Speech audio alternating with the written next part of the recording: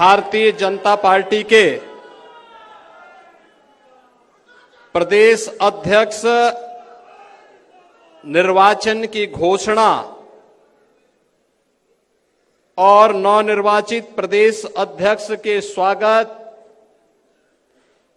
राष्ट्रीय परिषद के लिए प्रदेश के 120 सदस्यों के निर्वाचन की घोषणा के लिए आयोजित आज के समारोह में केंद्रीय चुनाव अधिकारी के रूप में हम सब के बीच में यहां पर उपस्थित केंद्रीय उद्योग एवं वाणिज्य मंत्री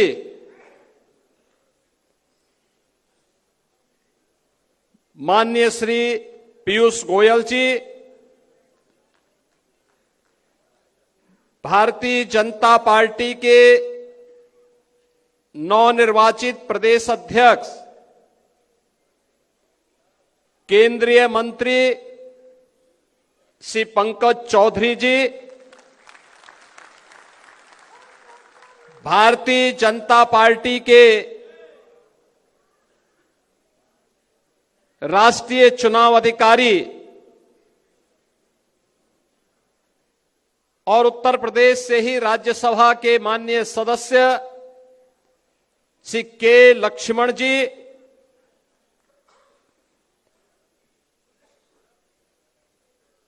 भारतीय जनता पार्टी के निवर्तमान प्रदेश अध्यक्ष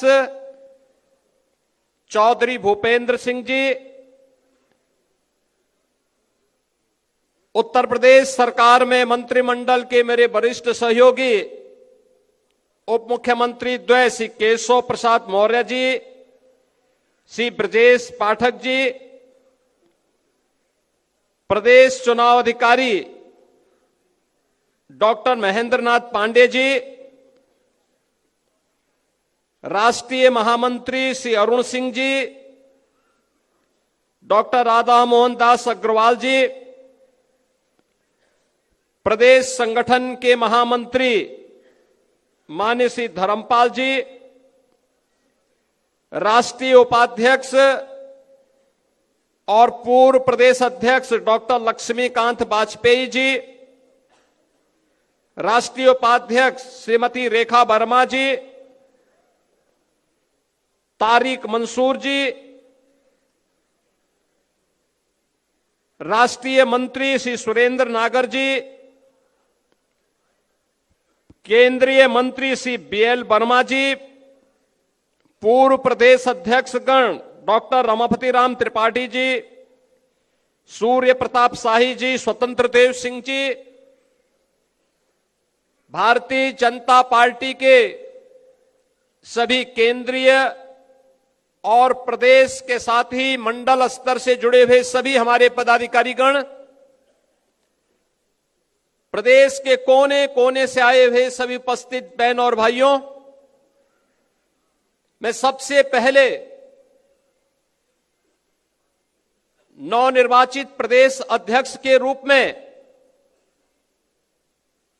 श्री पंकज चौधरी जी का आप सभी कार्यकर्ताओं की ओर से हृदय से स्वागत करता हूं, अभिनंदन करता हूं।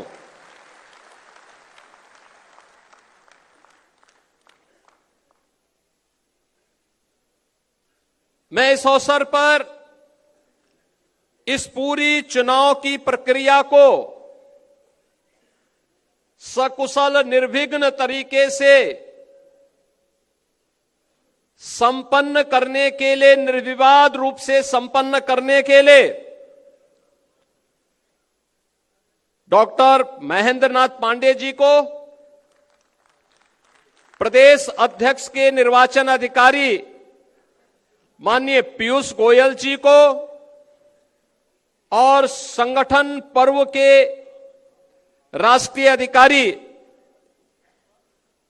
माननीय डॉक्टर के लक्ष्मण जी को हृदय से धन्यवाद देता हूं कि आज उत्तर प्रदेश के अंदर हमारे चुनाव की प्रक्रिया संपन्न हो रही है और एक अनुभवी कार्यकर्ता को उत्तर प्रदेश के प्रदेश अध्यक्ष का दायित्व मिलने के साथ ही उत्तर प्रदेश के अंदर अब नए गति के साथ सरकार और संगठन मिलकर के आदरणीय प्रधानमंत्री जी की मंशा के अनुरूप आगे बढ़ने के संकल्प के साथ बढ़ पाएगा।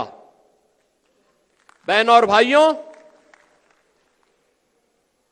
मैं इस अवसर पर धन्यवाद दूंगा चौधरी भूपेंद्र सिंह जी को, जो पिछले 3.5 वर्ष से प्रदेश अध्यक्ष के रूप में अपने दायित्वों का निर्वहन करते हुए प्रदेश के अंदर हर एक उन कार्यक्रमों को गति प्रदान करने में अपना योगदान दे रहे थे। इस दौरान प्रदेश तमाम चुनौतियों का सामना करते हुए आगे बढ़ा और आज नवनिर्वाचित अध्यक्ष के चुनाव के साथ संगठन पर्व का यह दायित्व उत्तर प्रदेश के अंदर अपनी पूर्णाहुति की ओर अग्रसर हो चुका है। लेकिन नए दायित्व के कार्य हम सबके सामने नई चुनौती के साथ में है। आपने बदलते हुए भारत को देखा है। एक नए भारत का दर्शन हम में से हर व्यक्ति कर रहा है। 11 वर्ष में क्या भारत आज पूरी दुनिया का नजरिया भारत के प्रति और भारतवासियों के प्रति बदला है। जो लोग आज से 11 वर्ष पहले भारत को कमतर आंकने का प्रयास करते थे, हे दृश्य देखते थे, आज उन्हें भारत के अंदर विश्व नेतृत्व नजर आता है। आज उन्हें भारत पर गौरव की अनुभूति होती है। आज भारत वैश्विक संतुलन का कार्य कर रहा है और बिना रुके, बिना टिके, बिना झुके अपनी यात्रा को आगे बढ़ाने का कार्य कर रहा है। और ये हमारा सौभाग्य है, इस नए भारत को पिछले 11 वर्ष से अधिक समय से दुनिया के सबसे यशस्वी नेता आदरणीय प्रधानमंत्री के रूप में श्री नरेंद्र मोदी जी का नेतृत्व और मार्गदर्शन प्राप्त हो रहा है। उत्तर प्रदेश के अंदर पिछले 8-8.5 वर्ष के अंदर जो कुछ भी परिवर्तन हम करने में सफल हुए हैं, यह आदरणीय प्रधानमंत्री जी का मार्गदर्शन और नेतृत्व ही है। डबल इंजन सरकार की डबल स्पीड की ताकत है। एक एक कार्यकर्ता की मेहनत और परिश्रम का परिणाम है कि उत्तर प्रदेश के बारे में जो परसेप्शन था, उस परसेप्शन को हमने दूर किया। बीमारू राज्य के धब्बे से उत्तर प्रदेश को मुक्त करके रेवेन्यू सरप्लस स्टेट के रूप में उत्तर प्रदेश को दुनिया के सामने, देश के सामने स्थापित किया। आज उत्तर प्रदेश दंगा मुक्त है, माफिया मुक्त है, अपराध मुक्त है। आज उत्तर प्रदेश टूरिज्म का, इन्वेस्टमेंट का देश के बेहतरीन राज्यों में से अपने आप को एक साबित कर सकता है। और बेधड़क उत्तर प्रदेश के अंदर उस प्रकार के निवेश आए हैं, आ रहे हैं। कोई कल्पना कर सकता है कि अकेले उत्तर प्रदेश में इन 8.5 वर्ष में 9.25 लाख नौजवानों को सरकारी नौकरी बिना भेदभाव के प्राप्त हुई है। 1.5 करोड़ से अधिक नौजवानों को परंपरागत उद्यम में उन्हें नौकरी के साथ और रोजगार के साथ जोड़ने का और जो कार्य निवेश का, सुरक्षा और कानून के राज में बेहतर तरीके से आगे बढ़ा है। 15 लाख करोड़ रुपए से अधिक के निवेश की योजनाएं जमीनी धरातल पर उतरी हैं और 6 लाख से अधिक की परियोजनाएं हमारे पास वर्तमान में तैयार है, जिसका हमें ग्राउंड ब्रेकिंग की तैयारी करनी है, जिसको लेकर के हम आगे बढ़ रहे हैं। मैं इस अवसर पर केंद्रीय उद्योग और वाणिज्य मंत्री माननीय श्री पीयूष गोयल जी का हृदय से धन्यवाद करूंगा कि आदरणीय प्रधानमंत्री जी, आदरणीय रक्षा मंत्री जी, आदरणीय गृह मंत्री जी, आदरणीय राष्ट्रीय अध्यक्ष जी के नेतृत्व में प्रदेश के विकास की जिन योजनाओं को आगे बढ़ाने के लिए जब भी हमने माननीय पीयूष जी से सहयोग और समर्थन मांगा, वे देश के अंदर या दुनिया के अंदर कहीं भी रहे होंगे, उत्तर प्रदेश के प्रस्ताव को उन्होंने तत्काल कहा कि ये होना है। जैसे हमने कहा उत्तर प्रदेश के अंदर 1 डिस्ट्रिक्ट 1 प्रोडक्ट की योजना हम आगे बढ़ाए हैं। हमारे पास एक कमी है। उन्होंने कहा आप बताइए। मैंने कहा हमें एक पैकेजिंग इंस्टीट्यूट चाहिए। उन्होंने कहा आप घोषणा कर दीजिए, ये मान के चलिए कि हो गया। और बहनों और भाइयों, मुझे प्रसन्नता है बताते हुए लखनऊ में भारत सरकार ने अपना पैकेजिंग इंस्टीट्यूट स्वीकृति ही नहीं किया, उसका सत्र भी प्रारंभ हो गया है। उत्तर प्रदेश अपने उद्यमियों के लिए उनकी प्रोडक्ट को शोकेसिंग कर सके, दुनिया के बाजार में पहुंचा सके। हमारे मन में आया कि हम क्या उत्तर प्रदेश ग्लोबल मीट का कोई आयोजन हम कर सकते हैं? कोई ऐसा आयोजन हो जाए जहां उत्तर प्रदेश के प्रोडक्ट को हम शोकेसिंग कर सकें। तो ट्रेड शो कोई ऐसा हो। मैंने माननीय पीयूष जी से चर्चा की, उन्होंने कहा चिंता मत करिए। पहले वर्ष उन्होंने कहा कि मैं कम से कम 500 फॉरेन बायर अपने खर्चे पे भेज रहा हूं यूपी में। यूपी के लोग अपना वो लगाएं, खरीदारी करने की जिम्मेदारी हमारी, दुनिया के मार्केट में पहुंचाने की जिम्मेदारी। और बहनों और भाइयों, आज हर वर्ष सितंबर माह में उत्तर प्रदेश का सूक्ष्म लघु उद्यम विभाग उत्तर प्रदेश के अंदर बने हुए हर प्रोडक्ट को हम लोग ग्रेटर नोएडा में इंडिया एक्सपो सेंटर में UP trade international trade show का आयोजन करते हैं। और इतना लोकप्रिय हुआ है, इस बार भी मैंने उनसे अनुरोध किया, वो दुनिया में अपने भारत के कार्यक्रमों की दिशा से व्यस्त थे, तब भी वे उसके कार्यक्रम में आए। आदरणीय प्रधानमंत्री जी ने उद्घाटन किया और माननीय पीयूष जी ने उसका समारोह किया और आए, और उसमें लगभग 11,000 करोड़ रुपए के प्रोडक्ट उत्तर प्रदेश से दुनिया के मार्केट के लिए बुक हुए। ये सारा पैसा उत्तर प्रदेश के व्यापारियों को, उत्तर प्रदेश के उद्यमियों को प्राप्त हुआ। यह कार्य तब हो पाया, राजनीतिक स्थिरता थी, सुरक्षा का बेहतर माहौल था, आदरणीय प्रधानमंत्री जी का और केंद्रीय नेतृत्व का भरपूर सपोर्ट था, और उसके बल पर डबल इंजन सरकार की सामर्थ्य और शक्ति के बल पर आम जनमानस के लिए सत्र के पहले जो प्रदेश उपद्रवग्रस्त था, आज उत्सव पर्व के रूप में उत्तर प्रदेश में मनाया जा रहा है।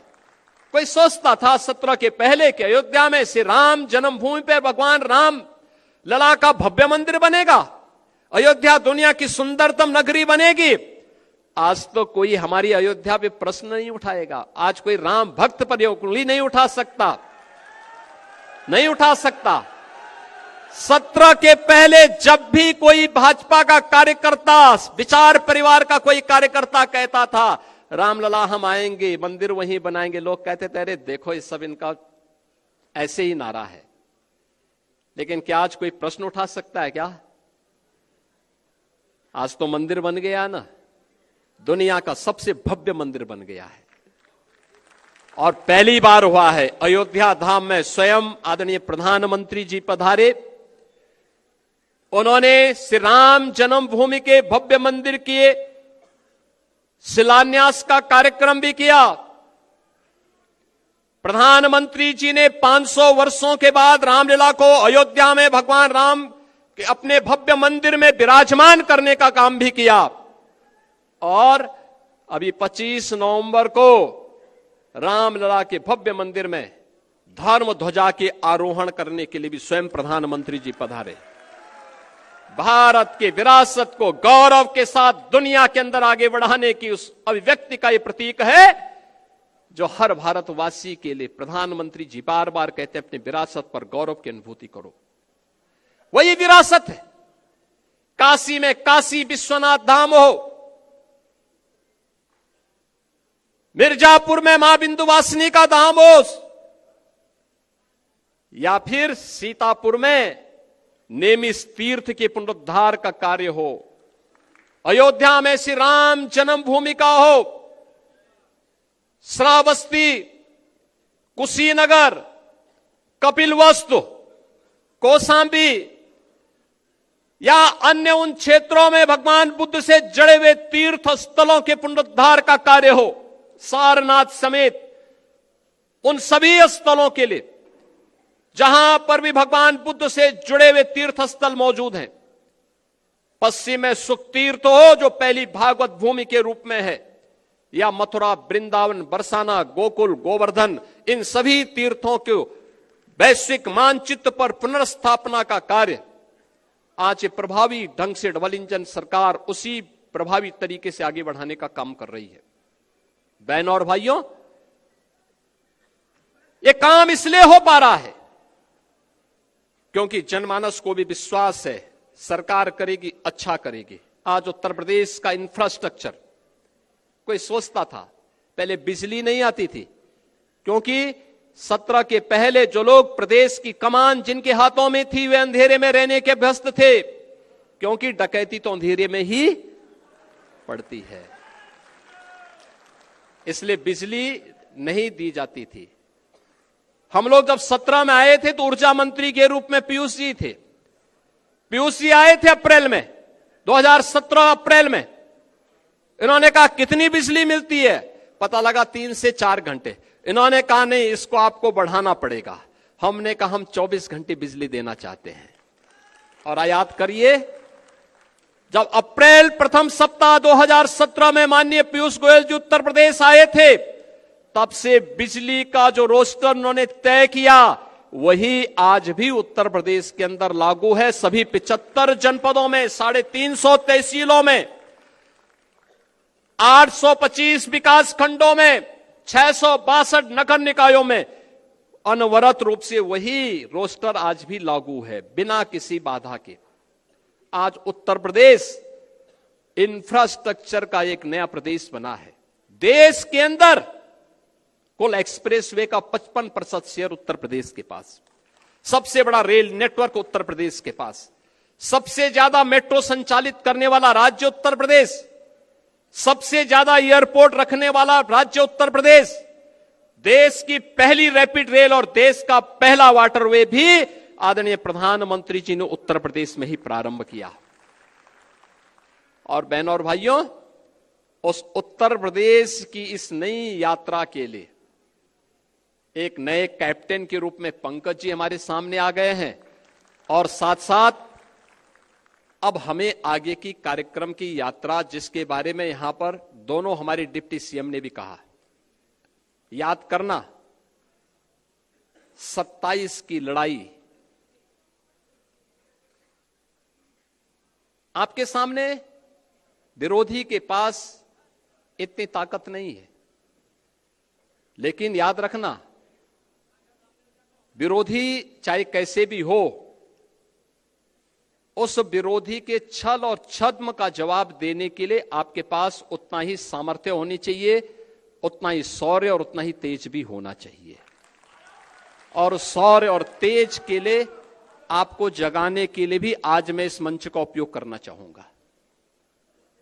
एक अवसर है आपके पास, और मैं अक्सर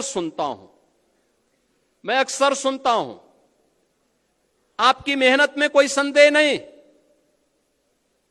आपके पुरुषार्थ में भी किसी को संदेह नहीं है, आपके द्वारा किए जाने वाला परिश्रम में कोई संदेह नहीं है,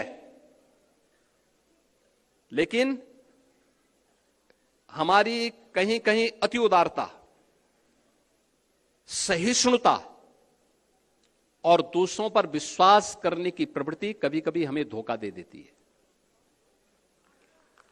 ये किस रूप में?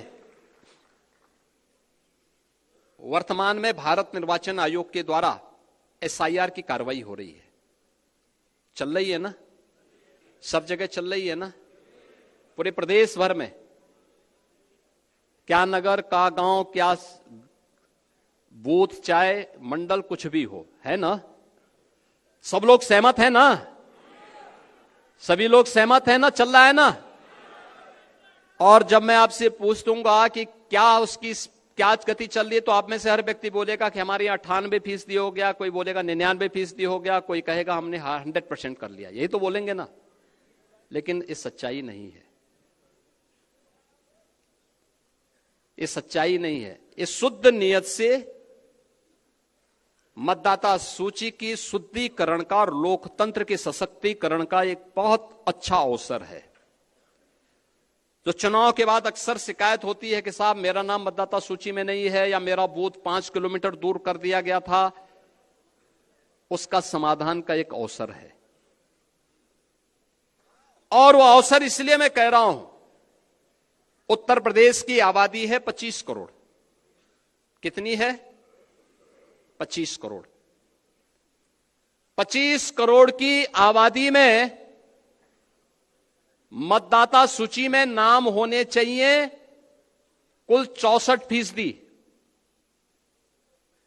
64 से 65% लोग ऐसे होने चाहिए, ऐसे होंगे जो 18 वर्ष से ऊपर के होंगे। 18 वर्ष से ऊपर का हर वयस्क मतदाता जो उत्तर प्रदेश का निवासी है, वह मतदाता सूची में नाम उसका होना चाहिए। होना चाहिए कि नहीं होना चाहिए? यही है ना। अब 18 वर्ष से ऊपर का मतदाता सूची में नाम होना चाहिए, तो यह संख्या होनी चाहिए 16 करोड़। और मतदाता सूची में एसआईआर के बाद जो मतदाता सूची में नाम आए हैं, वो कितने आए हैं? 12 करोड़। ये 4 करोड़ का जो गैप है, 2025 की जो मतदाता सूची थी, जनवरी 2025 की, उसमें कुल नाम थे 15 करोड़ 44 लाख। कितने थे? 15 करोड़ 44 लाख। 1 जनवरी 2026 को जो भी युवा 18 वर्ष का होगा, वह मतदाता बनने का हकदार होगा। यह संख्या बढ़नी चाहिए 15 करोड़ 44 लाख से 16 करोड़ तक, लेकिन यह संख्या बढ़ी है, बढ़ी नहीं है, घटी है। 15 करोड़ 44 लाख से घट करके ये हो गई है 12 करोड़ का। ये जो 4 करोड़ का गैप है, ये मिसिंग है। ये आपका विरोधी नहीं है, इसमें से 85 से 90% आपका मतदाता है। याद करना, आपका मतदाता है। और उसमें 4 कैटेगरी में आपको देखना है। 4 कैटेगरी। एक, जिन तक अभी कोई नहीं पहुंचा, अनमैपिंग में। 1 जनवरी 2026 को जो भी युवा 18 वर्ष का होगा, वह मतदाता बनने का हकदार होगा। यह संख्या बढ़नी चाहिए 15 करोड़ 44 लाख से 16 करोड़ तक, लेकिन यह संख्या बढ़ी है, बढ़ी नहीं है, घटी है। 15 करोड़ 44 लाख से घट करके ये हो गई है 12 करोड़ का। ये जो 4 करोड़ का गैप है, ये मिसिंग है। ये आपका विरोधी नहीं है, इसमें से 85 से 90% आपका मतदाता है। याद करना, आपका मतदाता है। और उसमें 4 कैटेगरी में आपको देखना है। 4 कैटेगरी। एक, जिन तक अभी कोई नहीं पहुंचा, अनमैपिंग में। संजोग से भारत निर्वाचन आयोग ने 14 दिन का नया समय बढ़ाया है। यानी आज के दिन से अगर आप लेंगे तो आपको 12 दिन का नया समय मिला हुआ है। ये 12 दिन का बेहतर उपयोग। ये काम याद करना, चुनाव का काम, चुनाव का परिणाम विधानसभा में, लोकसभा में आता है, लेकिन चुनाव लड़ा जाता है बूथ पे, जिसके लिए प्रधानमंत्री जी कहते हैं कि बूथ यानी मेरा बूथ सबसे, क्योंकि लड़ाई बूथ पे होती है, इसलिए वो मजबूत होना चाहिए। होना चाहिए कि नहीं होना चाहिए? अब मैं आप सबसे कहूंगा, अब ड्राफ्ट सूची आ रही है आपके पास, आने लग गई, उसकी नकल मिलने लग गई, उसका एक बार अवलोकन कर लीजिए। और ये बूथ पर वो कोई भी पदाधिकारी, राष्ट्रीय पदाधिकारी हो, प्रदेश का हो, क्षेत्र का हो, जिले का हो, मंडल का हो, शक्ति केंद्र का हो, ये सभी लोग अपने बूथ की मतदाता सूची को एक साथ मिलकर के अवलोकन करें।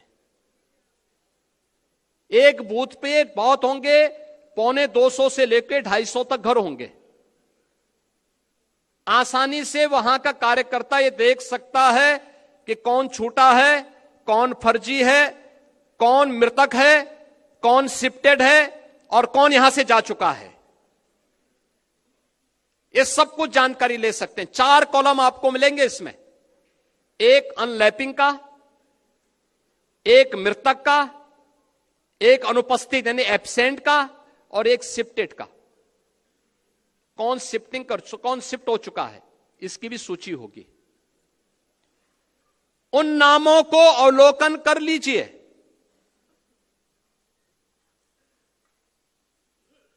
देखिए, मैं अभी गया था एक जनपद में, वहां की मतदाता सूची में जो एसआईआर के फॉर्म भरे हैं बहुत सारी विरोधियों ने, उसमें कुछ बांग्लादेशियों के भी नाम है।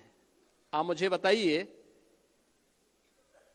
एक जगह तो यह भी मैंने देखा, एक सज्जन का नाम था, उसकी उम्र 20 साल, उसके पिता की उम्र 30 साल और उसके ग्रैंडफादर की उम्र 40 साल। तो मैंने कहा ये कौन नए नमूने आ गए। देखो, आप जब देखेंगे तब आप मुझे बताइए, 10 साल की उम्र में किसी का बच्चा होगा क्या? लेकिन यह भी फॉर्म भरा गया है। यानी बेटे की उम्र 20 साल, बाप की उम्र 30 साल और उसके ग्रैंडफादर की उम्र 40 साल। तो मैंने कहा तब तो ये कई पीढ़ियां देख चुके होंगे भाई। आप मुझे बताओ, अगर सबसे बड़ा व्यक्ति 90 साल का होगा तो इताई उससे पहले तो कई पीढ़ियां होंगी। वो तो पूरा गांव ही एक परिवार बसा देगा, एक ही परिवार गांव बसा देगा। हमें इस समय उसको देखना होगा। यह भी फर्जी हुआ है।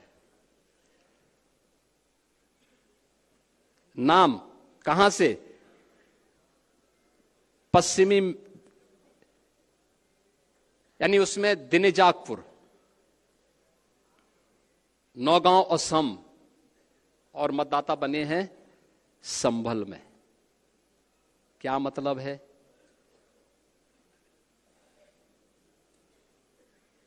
ये अवसर है इस सब फर्जी नाम के लिए आपत्ति करना।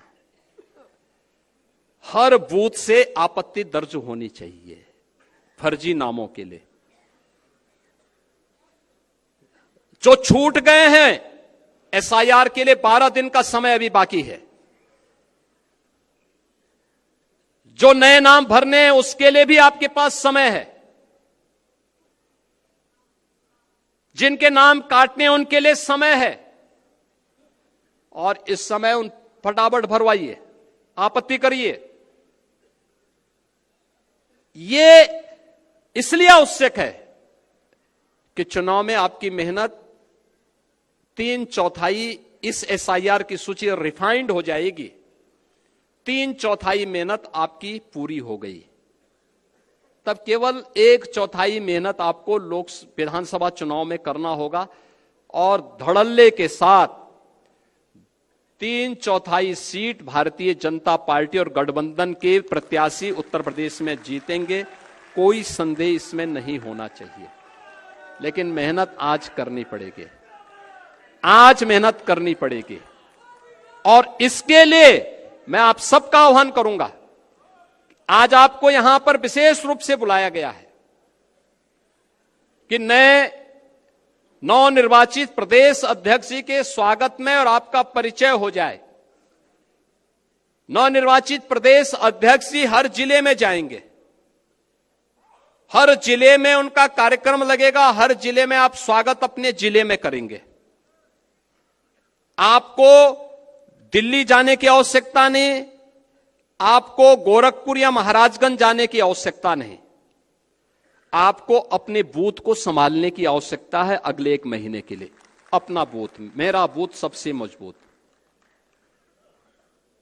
25 दिसंबर पूर्व प्रधानमंत्री श्रद्धेय अटल बिहारी वाजपेयी जी की जन्म शताब्दी का कार्यक्रम है और यह कार्यक्रम उत्तर प्रदेश की राजधानी लखनऊ के साथ साथ हर एक बूथ पर भी पार्टी के द्वारा आयोजित होगा। इस कार्यक्रम को बूथ स्तर पर भी एक आयोजन के साथ ही और आदरणीय प्रधानमंत्री जी का जो कार्यक्रम लखनऊ में इस डबल इंजन सरकार ने एक राष्ट्रीय प्रेरणा स्थल बनाया है, जिसमें भारतीय जनसंघ के संस्थापक अध्यक्ष डॉक्टर श्यामा प्रसाद मुखर्जी जी, पंडित दीनदयाल उपाध्याय जी और श्रद्धेय अटल बिहारी वाजपेयी जी की 65 फुट ऊंची कांस्य प्रतिमाओं को स्थापित करते हुए एक उनका डिजिटल म्यूजियम के रूप में भारतीय जनसंघ से लेकर के भारतीय जनता पार्टी में आदरणीय प्रधानमंत्री जी के नेतृत्व में नए भारत की यात्रा के साथ जोड़ते हुए म्यूजियम बनाया गया है। इन सभी का उद्घाटन का कार्यक्रम और एक बड़ी रैली का आयोजन लखनऊ में होगा। उसके लिए संगठन अलग से बैठक करेगा, व्यवस्था बनाएगा। लेकिन एसआईआर की कार्रवाई के बाद मैं आपको आश्वस्त कर सकता हूं, जो भी कार्यकर्ता यहां पर आए हैं आज के इस कार्यक्रम में, एसआईआर की कार्रवाई आप पूरा कर देंगे तो आपको हम राष्ट्र प्रेरणा स्थल दिखाने के लिए लेकर के आएंगे और यहां दिखाएंगे भी। जन्मभूमि अयोध्या में रामलला का दर्शन करवाने के साथ ही यहां भी करवा देंगे, यहां भी दर्शन करवाएंगे। आप देखेंगे दिन भर का कार्यक्रम उस म्यूजियम में है।